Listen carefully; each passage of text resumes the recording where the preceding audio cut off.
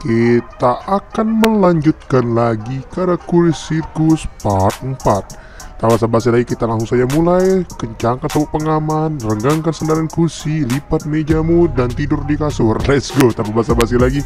1, 2, 3, Semua itu demi hidup yang baik, hanya Dia yang mampu melaksanakannya.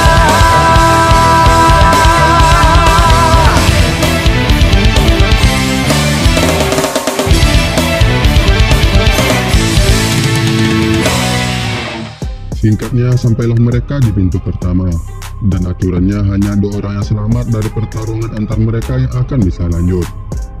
Karena taktik adu domba tersebut, akhirnya Narumi memutuskan untuk menjadi tameng, dan tak membiarkan Shirogane bertarung satu sama lain.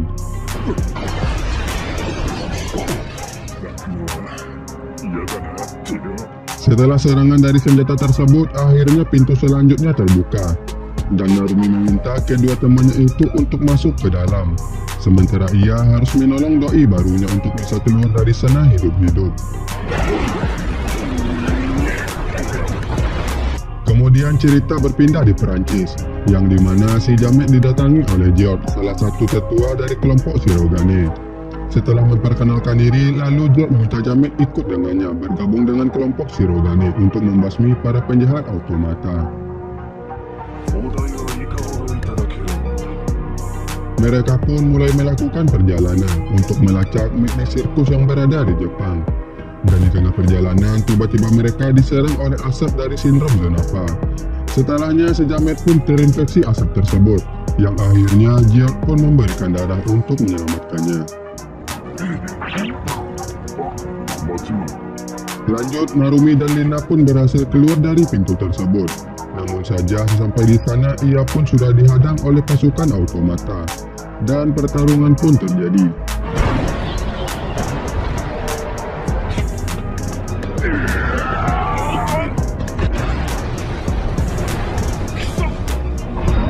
Singkatnya, Narumi pun berhasil memenangkan pertarungan setelah Faceless menumbalkan dirinya untuk menghentikan mesin senjata dari automata.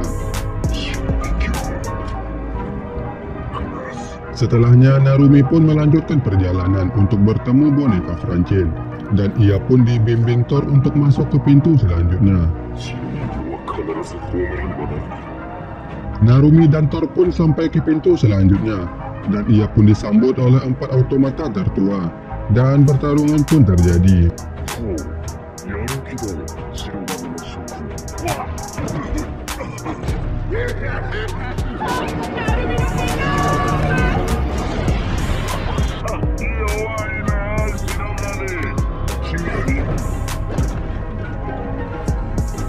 Di sisi lain diperlihatkan dengan George dan Jamet yang sudah berada di lokasi Midnight Circus, dan ia pun bergegas untuk segera masuk ke sana. Singkatnya, mereka pun kewalahan melawan keempat automata tersebut. Nasib baiknya saat terpojokan, tiba-tiba Lucille datang ke sana untuk membantu.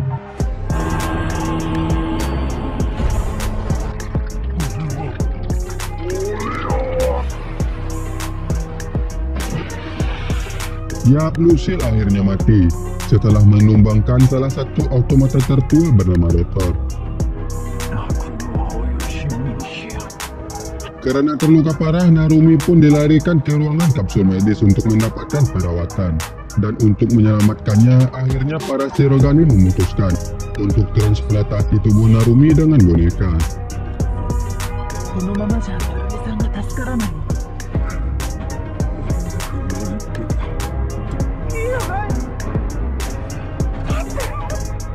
Setelah lama pingsan, Narumi pun sadar dari komanya dan berjanji kepada Mencia untuk membalaskan kematian teman-temannya.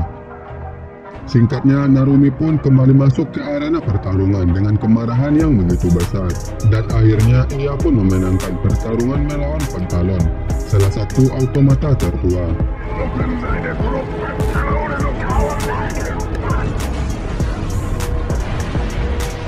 Sekarang Narumi harus berhadapan melawan Arle Kuino, satu-satunya automata tertua yang masih hidup, dan ia pun memenangkan pertarungan dengan 1 pukulan.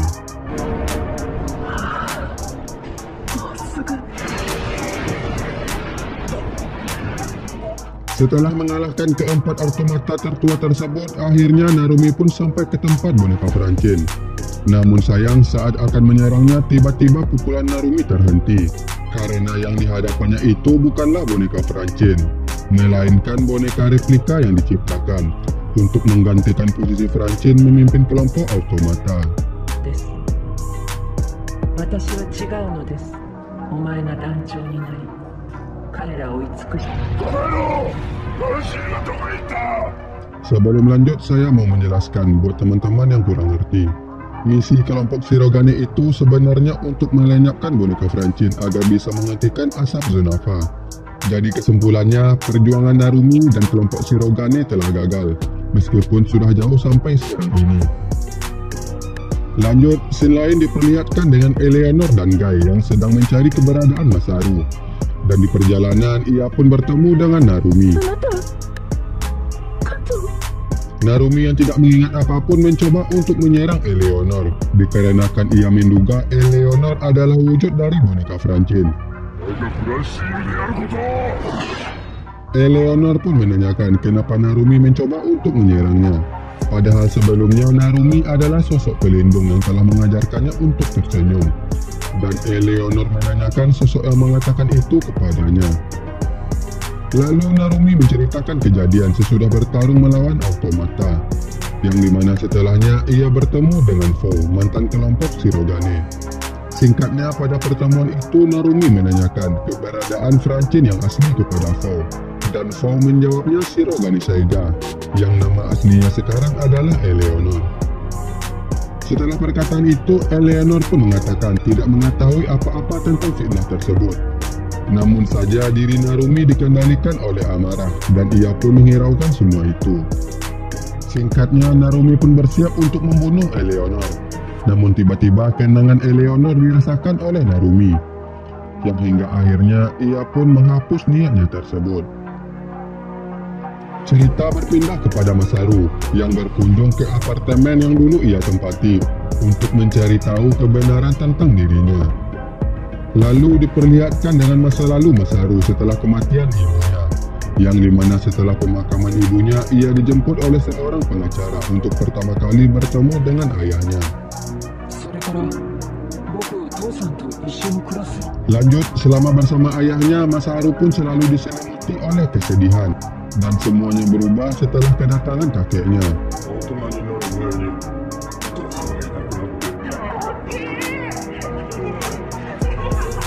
Kembali ke masa sekarang, Narumi pun melanjutkan perjalanan ke tempat mansion Karakuri mendiang ayahnya. Dan di perjalanan, Masaru bertemu dengan penjaga kebun tempat tersebut. Penjaga itu kemudian membawa Masaru ke rumahnya untuk menyerahkan warisan 30 tahun yang lalu dengan sepucuk surat. Dan setelah membaca surat tersebut, Masaru pun bergegas pergi ke mansion ayahnya. Singkatnya, Narumi sudah berada di ruangan tersebut, dan ia disambut dengan rekaman suara ayahnya, yang mengatakan dirinya bukanlah Masaru Saiga, melainkan sekarang ia adalah Sadayoshi Saiga. Dan ternyata setelah kematian ayahnya itu, tubuh Masaru telah diambil alih oleh ayahnya. Dan warisan yang ditinggalkan itu bukanlah untuk Masaru, melainkan untuk diri ayahnya.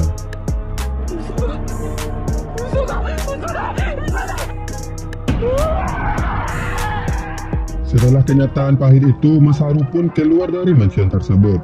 Dan tiba-tiba saja ia dihadang oleh pasukan kakeknya untuk menangkap Sadayoshi Taiga yang telah memperoleh tubuh Masaru. Masaru pun menjelaskan semuanya dan mengatakan ia bukanlah Sadayoshi Taiga. Namun saja pasukan itu tidak percaya dan langsung menyerangnya.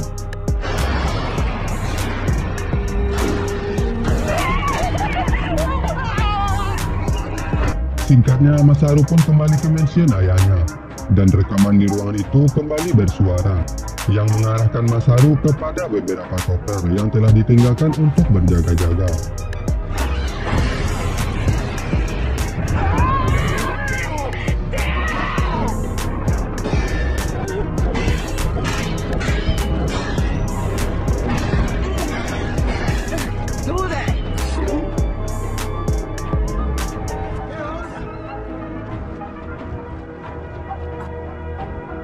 Setelahnya Masaru mengejar pasukan tersebut, dan di dalam aksinya itu ia tertembak yang hingga akhirnya ia pun dibawa ke mansion kakeknya. Singkatnya, Masaru pun akhirnya sadar dari pingsannya, dan untuk menyelamatkan dari ayahnya, sang kakek kemudian meminumkan Masaru dengan darahnya untuk menghilangkan kejahatan ayahnya tersebut, yang hingga akhirnya Masaru pun masuk ke ingatan kakeknya. Lalu diperlihatkan dengan kenangan kakek Masaru waktu muda, yang dimana dulunya Yin adalah sosok yang telah mengajarkannya ilmu tentang obat. Hari-hari mereka lewati selalu bersama, yang hingga akhirnya muncullah sebuah ide untuk menciptakan boneka yang bergerak, dan boneka itu bernama Shirogane. Lanjut 15 tahun kemudian, kakeknya Masaru telah beranjak dewasa, dan ia pun bertemu dengan sosok wanita pujaan hatinya. Wanita tersebut bernama Angelina, yang merupakan anak dari Lucille. 私はこれといって大したことはないよ。心を開いた。ダメ、そんな言葉。一目惚れたい。誰の？私が恐ろしくないの。Lanjut ke masa sekarang. Di saat akan melanjutkan ceritanya, tiba-tiba Gai datang ke mansion tersebut dan berencana akan membunuh Masaru. Dan ternyata selama ini Gai telah mengawasi gerak-gerik Masaru, dengan tujuan setelah waktunya datang ia akan menceritakan semuanya. Setelahnya Gai pun melanjutkan cerita Mr. Sega, yang dimana dulunya ia bertemu setelah mendapatkan misi dari Lucille untuk melarutkan Aqua Vitae ke dalam kandungan Angelina. あなたの子供に移し替えた後、母を知らずに生きる人になっている。 Sementara di lain sisinya, Mr. Sega bertemu dengan Francine dan membawanya untuk bertemu dengan Angelina, dan cerita pun bersambung.